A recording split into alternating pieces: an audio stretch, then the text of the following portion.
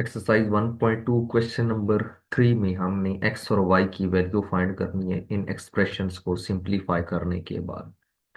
तो अगर स्केयर है तो स्केयर रूट लेके ख़त्म करेंगे। और स्केयर रूट किसी भी कम्प्लेक्स नंबर का डिफाइन कैसे होता है, पहले इस चीज़ को हम देख लेते हैं कि लेट्स सपोज अगर हमारे पास z is equal to a plus iota b, then इस कम्प्लेक्स नंबर का जो स्केयर रूट होगा वो हमारे पास डिफाइंड होगा plus minus square root of z mod plus x by two, comma iota y times mod of y and square root of z mod minus x by two.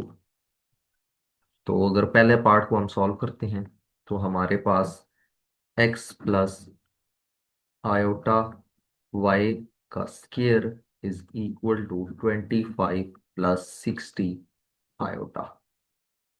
तो सबसे पहले इस square को खत्म करने के लिए taking square root on both side,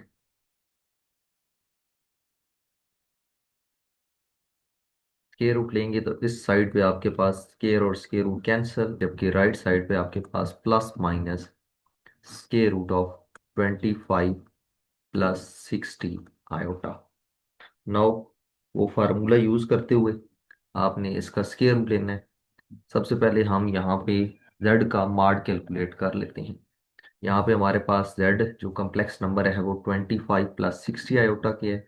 तो इसका मॉड कैलकुलेट कर लेते हैं। Modulus of 25 plus 60 iota is equal to square root of 25 का स्केयर यानी 625 प्लस 60 का स्केयर विच इज 3600। इसको सॉल्व करें तो विच इज इक्वल टू 4225, और 4225 का जो स्केयर रूट है वो आपके पास इक्वल टू होता है 65 के। सो इस कम्प्लेक्स नंबर का जो मॉड है वो आपके पास इक्वल टू है 65 के। तो फार्मूला दोबारा एक दफ़ा लिख लेते हैं। कम्प्लेक्स नंबर का जो स्केयर रूट है वो डिफाइंड है आपके पास plus minus square root of z mod plus x by two, comma iota y times y mod के root of z mod minus x by two. तो इसमें हम वैल्यूज पुट कर देते हैं। Plus minus square root of z का mod हमारे पास 65 आया है, जबकि इस कम्प्लेक्स नंबर का रियल पार्ट हमारे पास 25 divided by two, comma iota y is equal to हमारे पास है 36। y इज इक्वल टू है 36 डिवाइडेड बाय y का mod is also equal to 36। वही values 65 minus 25 which is real part of complex number divided by 2।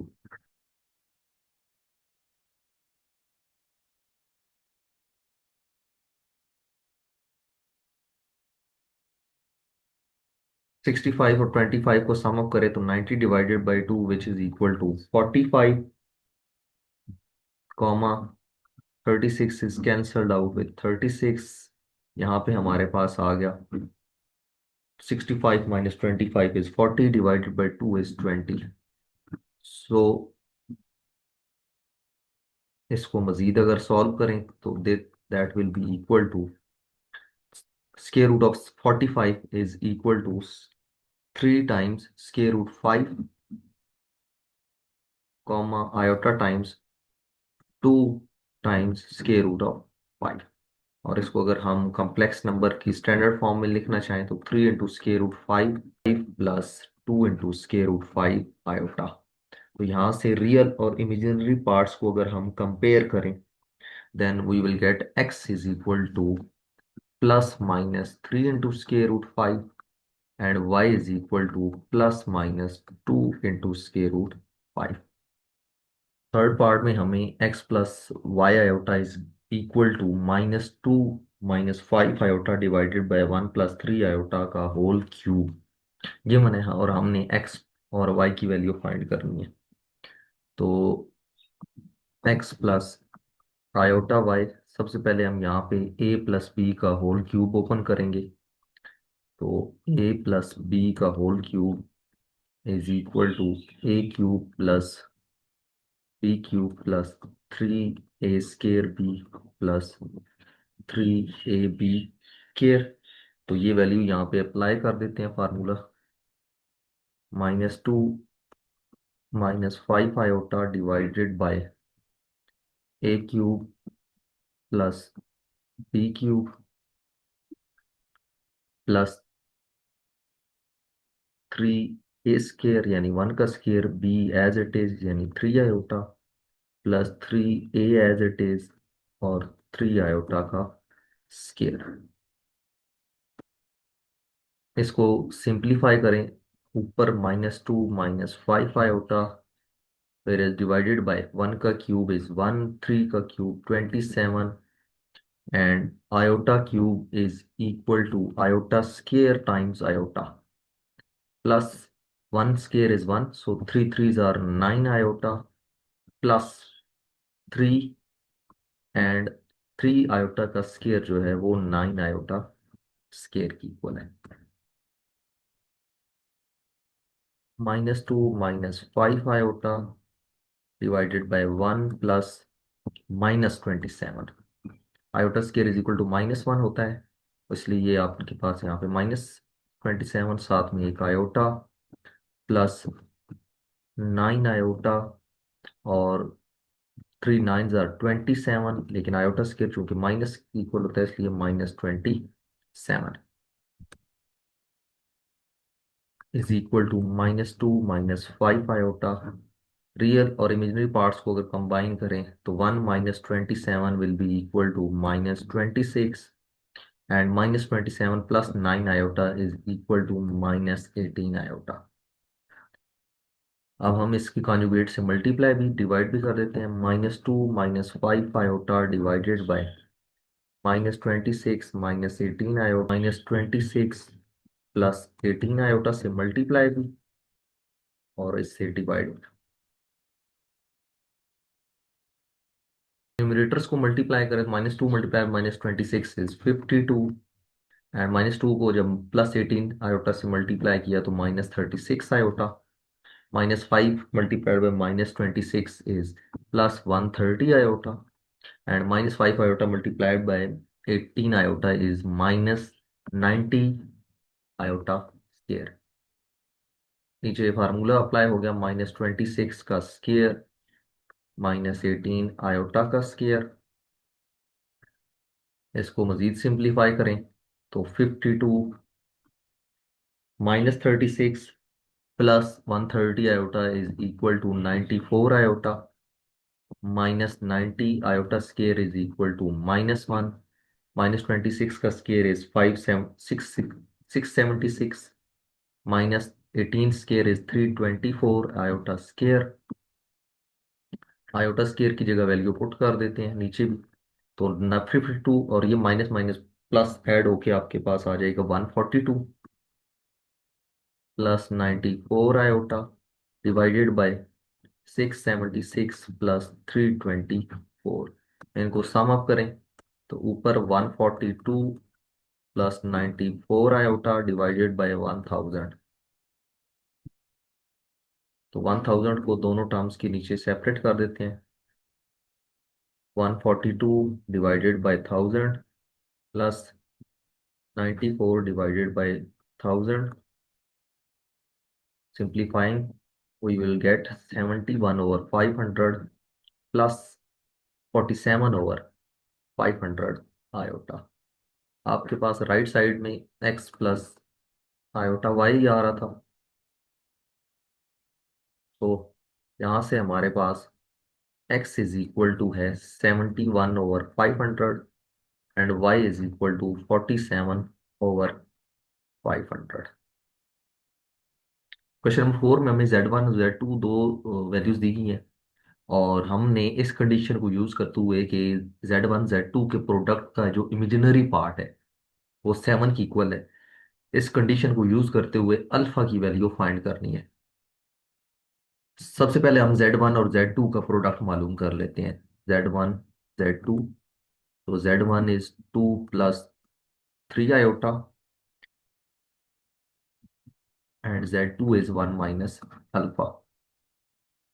2 ones are 2, 2 multiplied by alpha is 2 alpha, 3 iota ones are 3 iota, whereas 3 iota को alpha से multiply करेंगे तो -3 alpha iota. यहाँ पे real parts को separate कर लेते हैं प्लस इमेजिनरी पार्ट्स को, तो हमारे पास आ गया 1 - अल्फा।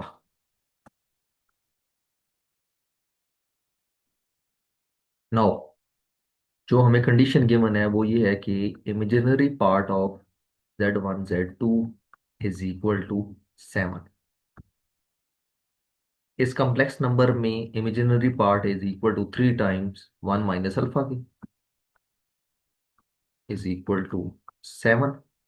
तो 3 को मल्टीप्लाई कर दें, 3 - 3 अल्फा इज इक्वल टू 7। तो 3 - 7 is equal to 3 alpha.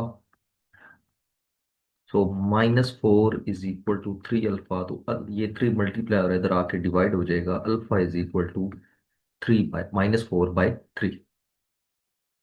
In question number 5 हमें Z1 Z2 दो कॉम्प्लेक्स नंबर दिए गए हैं, उन दोनों कॉम्प्लेक्स नंबर का sum is equal to 10 + 4 i, where in दोनों का डिफरेंस जो है वो इक्वल टू है 6 + 2 i के। तो आपने इसमें एक्स वाई ए और बी की वैल्यू फाइंड करनी है। तो जैसे कि हमें गिवन है कि Z1 + Z2 is equal to 10 + 4 i and Z1 - Z2 is equal to 6 + 2 i। तो अगर इन दोनों को ऐड करें तो Z2 से कैंसिल, तो we are left with 2Z1 is equal to 16 + 6 i। तो 16 + 6 i से अगर 2 कॉमन ले लें तो हमारे पास आ गया 8 + 3 i। 2 is cancel out with 2, so Z1 जो कॉम्प्लेक्स नंबर है वो 8 + 3 i की इक्वल आ गया। नाउ इस वैल्यू को वापस हम सब्स्टिट्यूट कर देते हैं इनके डिफरेंस में। Z1 - Z2 is equal to 6 + 2 i। तो Z1 की वैल्यू पुट कर दें 8 + 3 i minus Z2 is equal to 6 + 2 i। Z2 को राइट साइड पे ले जाते हैं और 6 + 2 i को लेफ्ट साइड पे, तो 8 + 3 i -6 - 2 i is equal to Z2। तो इस तरह हमारे पास Z2 की जो वैल्यू आ गई है वो हमारे पास आ गई 2 + i की। हमने ऑलरेडी ये मन था कि Z1 जो है वो हमारे पास इक्वल टू है x + y की।